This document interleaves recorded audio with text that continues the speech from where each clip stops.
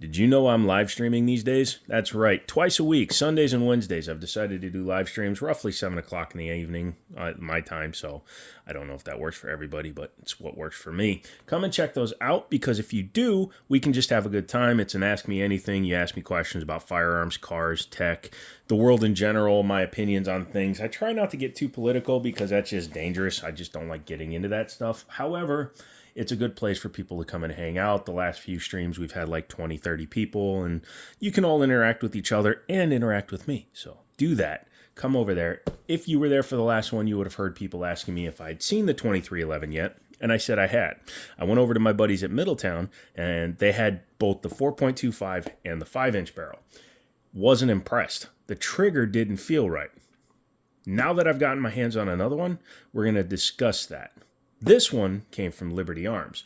Daniel over there was like, hey, man, have you checked out a 2311 yet? And I'm like, well, I held one, but I haven't done a video. And he's like, oh, because we got one. I'm like, dude, why didn't you tell me? I put these in the cart for Liberty Arms because I still have access to their websites. So I was like, dude, I've been wanting this gun for a while. So he's like, oh, I'll bring it to you. And I'm like, yeah, I'm just going to buy it. Just bring it anyway. And he did, because it's the 5-inch version. However, it's the 9mm, not the 45, but it's the 9mm that I would rather have, which is the full 5-inch. Before we dive into the firearm, let's go ahead and look in the box. Because it has the optic mounted, they do send the rear plate a la Prodigy. You do lose your rear sight when you take the plate off. No big deal. Has your operator manual for the solar far dot. Holy shit, wait a second. It says it's solar. Oh my God, I do see the lines in there. If that actually does solar, I will be amazed. Now, number one, solar does not mean it charges the battery. That just means it will work outside. But yeah, that actually is a solar. That is a shit solar panel. Maybe there's a piece of plastic over that. I'll have to read it. But it also comes with your adjustment tools and everything you need to run it. If you're going to run it, I'll run it at first just to see how it runs out of the box. But more than likely, I'll wind up putting a hollow sun of some sort on there, because that's what that set looks like. Although it's long, set screws back there, so it might be like Vortex Venom keyway, but we'll see. Inside the box, you get thinking of customizing it. Oh, cool. They're actually working with a company right out of the box. You can screenshot that if you have one of these and you lost this. So they do threaded barrels, porting, grips, triggers, Cerakotes, new optic plates. So yeah, that's who they've contracted with to do their work. They're probably the guys that cut it for the optic. And you get your Witness 2311 manual. Number one, 2311 is not a real firearm designation. It's something they're calling it. This is a 2011. Move the box out of the way. You do get a cleaning rod and your lock and all that stuff in there. If this one was still available down at Liberty Arms, it would have been just under $900, which puts it about $600 less than a Prodigy. And it has the optic Arnie on it, so probably $700 less than a Prodigy. So that is the goal of today. Does this do for Girsan what the Prodigy did versus the Staccato? So is this and that's not a high bar, keep that in mind, but is this a Prodigy for nearly half price? And that's the point of today's video. Number one, let's go ahead and clear it. There you go. Double stack, 9mm. Double to single, actually. Double to single, 17 round capacity. The Duramags for the Springfield work, which also means the Staccato mags will work. You're saving a lot of money on the gun, so maybe invest in some good magazines. I'm a proponent of them. However, this mag may work fine. Additionally, there was only one, so I'm a little bit angry about that. I would have rather lose this and give me an extra one of those. Should have been an option. This is the 5-inch version. I like the 5-inch guns. I like the full frame guns. I do have a high capacity 1911 and 45, which I will eventually break out and do a comparison on, but this video is not about that. This is a true 2011. And there's a lot of people that try to tell you what makes 2011, what makes 1911. It's a very defined line. It's not questionable. A 2011 has a slide, mid-frame, removable grip. This actually comes off. You can see it's got screws there, and it's probably underneath this magwell cover. But yeah, you take that off. You got to take 2 screws out from inside, and then you can actually remove the entire grip module, which aids in customizability. You can service the gun and change every single part out much easier. And that is what makes a 2011 a 2011. If you have one of the Rock Island double stacks, you have a high capacity 1911. Look at the tag on the side of the box, and it will literally say HC 1911. So those are 1911s. This is a 2011, and they're calling it a 2311 because, well, quite frankly, Girsan and TSOS, they rip off other people, and then they just kind of change the name a little bit. I don't care. Their guns are good. And if this gun is good, I could give a crap if it's called a 2311. You'll never hear me call it that again. For the rest of this video, I will be referring to it as a 2011. Just deal with it. Taking a look at the outside, it's got a lot of the standard Girsan stuff. This is a railed gun, which I do like. Defeats the competition purpose. Most competition guns like a Shadow 2 or a TS Orange, it's just blanked out. But that makes this a duty style gun. Again, they're trying to copy the Staccato, which is fine. They're copying Staccato. Good, great. They're 1/3 the price. Hopefully, it gives at least 33% of the performance. Has your front and rear slide serrations. The dyslexia is real still. Has a very nicely textured grip panel on it, or grip module on it. I do find it funny that they added the grip screws. I would have done away with those just to allow it to be more fully textured, because obviously these panels are not removable, but it may be what's holding this to... No, it's not, because these do not go all the way through. So those are decorative. I would have actually preferred those go away. One thing I want to do is get a grip module off of a Prodigy or a Staccato and see if it'll fit. If it is a true 2011, it should be interchangeable. Has very nice texturing though. Very grippy on the sides. Nice checkering on the front. Grippy. Gun not going nowheres. No texturing on the front of the trigger guard, but that can easily be changed since it's polymer. You could burn that in if you want. This is ambidextrous for the slide lock slider. Excuse me, the safeties. Yeah, I tried to call that a slide lock slide release. I was looking at it. But yeah, it's ambidextrous for the safeties. Feels pretty good.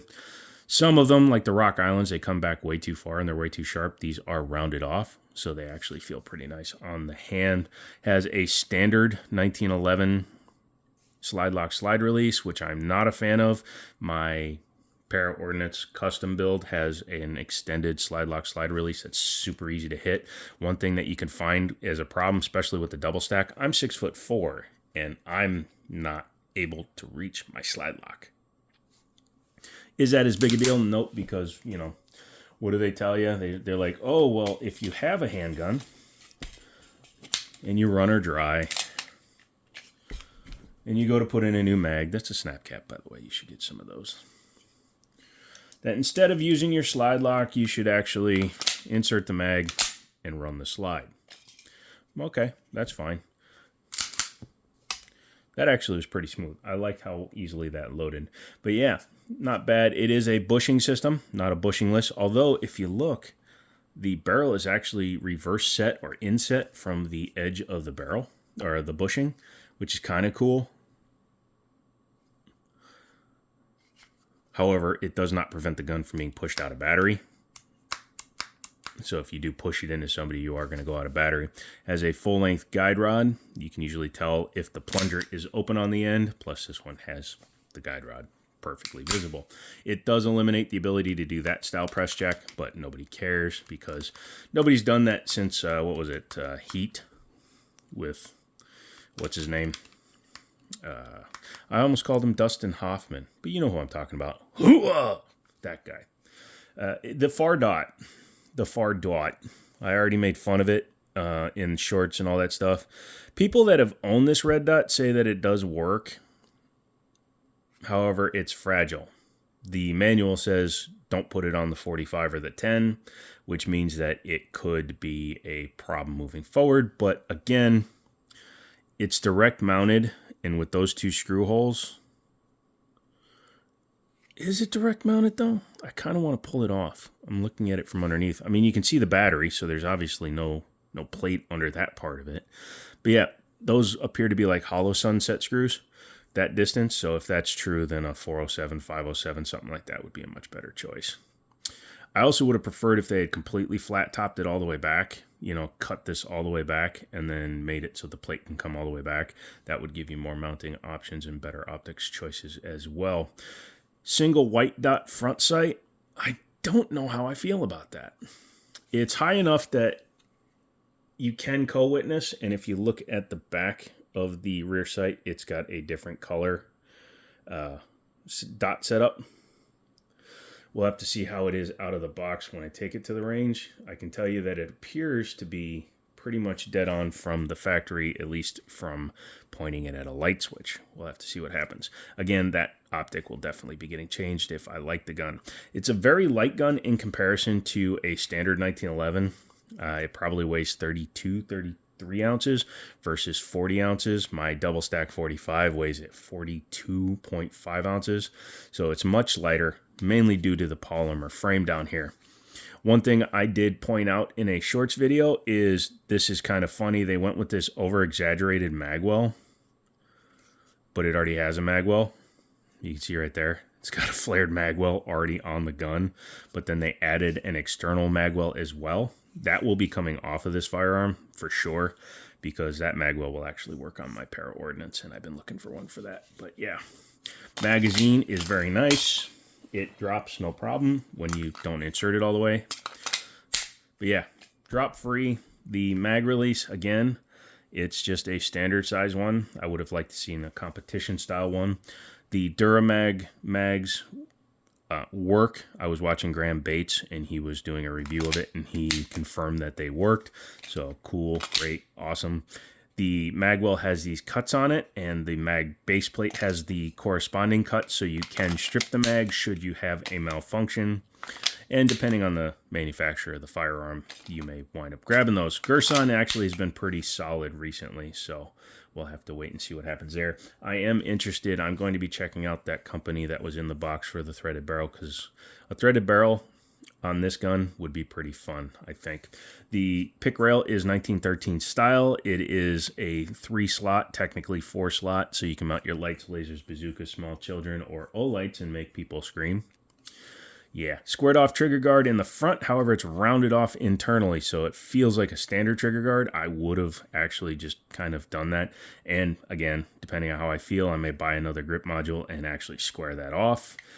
This is what happens when a Turkish company takes a American or European design and copies it, but not completely. They have to change things so that it's not identical, and that kind of looks stupid.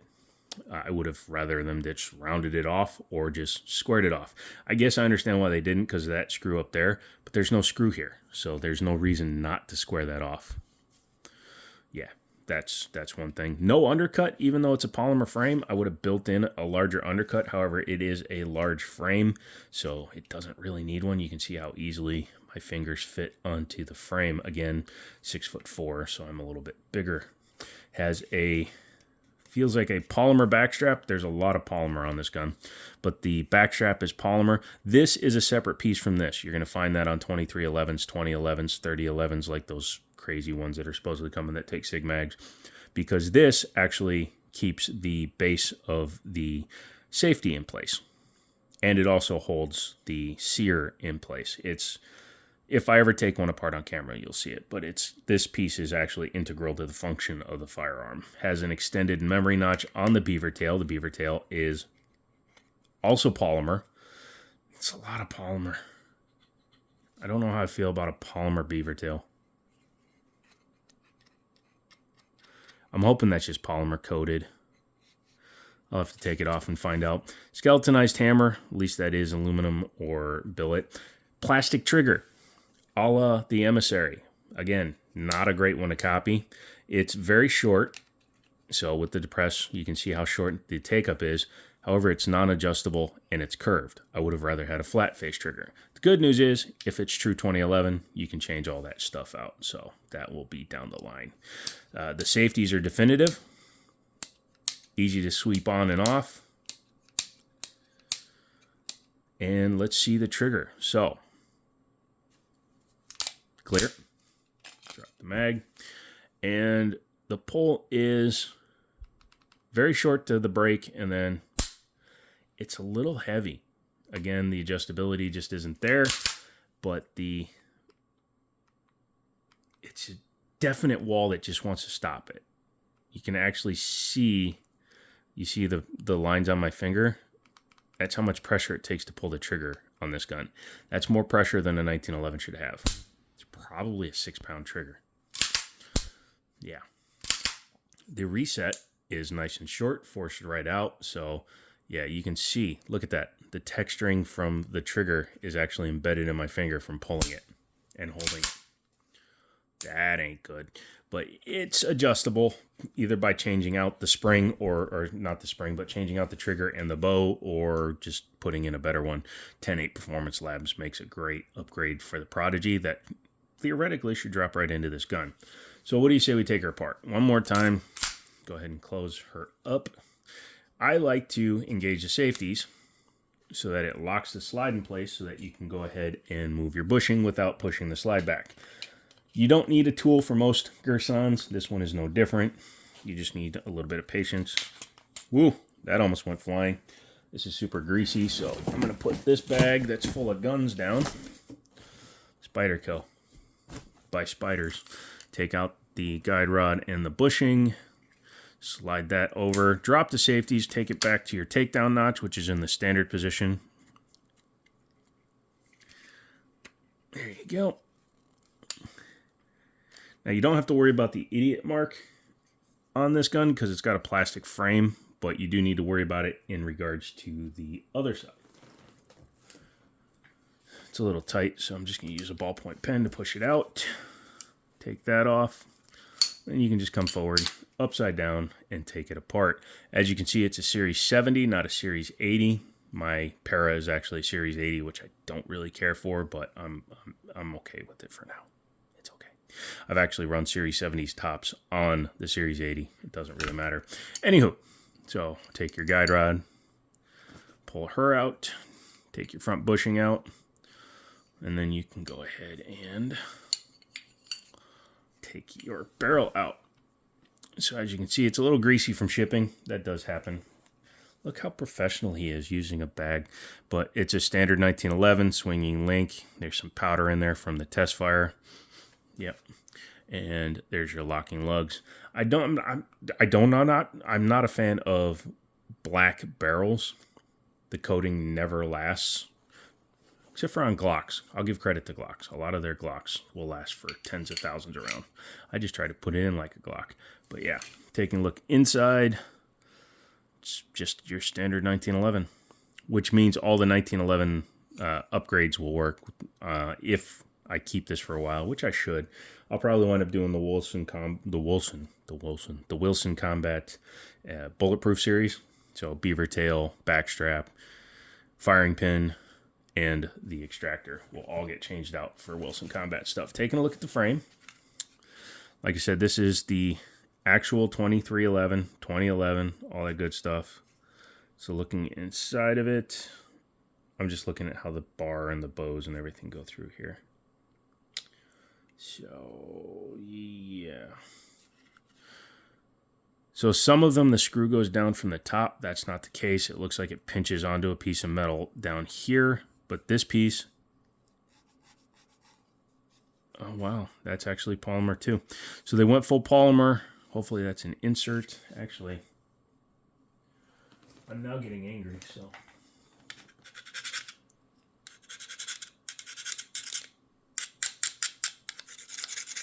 Okay, so it has an insert. Yep, you can see the line right there. So this, and this are the only metal parts in the lower, which is fine. That's your fire control group. BCM for the win, baby. But yeah, so the grip module is metal, but this part of the frame is actually plastic. It's a little bit different from a standard one, but it is still a 3-piece gun. Overall construction looks pretty nice. Like I said, that mag well is just stupid, and that needs to come off. Although it's got a bit of a cut in there, which I don't really understand. So I'm going to have to do some research. Maybe it can't come off. That's dumb. Ugh. I do apologize, guys. This is a long video, but when I learn new stuff, I like to do it with you guys. I'm not one of those guys that purports to know everything. I'm not one of those guys that purports to be the all-seeing Odin father. Oh, that's tight, which is fine. I just like to verify things on my own. Because it is an import, they do sell this in other countries, so the serial number is on the barrel as well as the frame and slide. Yay! We have accountability. Go ahead and put your bushing back in. That just helps hold it in position while you're doing this. I've, on many occasions, forgotten to put that front bushing in until after I'd put the guide rod back in. It's just a little more difficult. But go ahead and do that. You don't have to put your spring back on your guide rod yet, because the way this gun is designed, you just start it back here. Make sure that the guide rod isn't getting caught. You sons of bitches. It's going to be one of those days. It's going to be one of those days. We're not restarting this though, guys. Raw, unedited. That's how you like me. You motherfucker. Yeah, that's what I said. You heard me.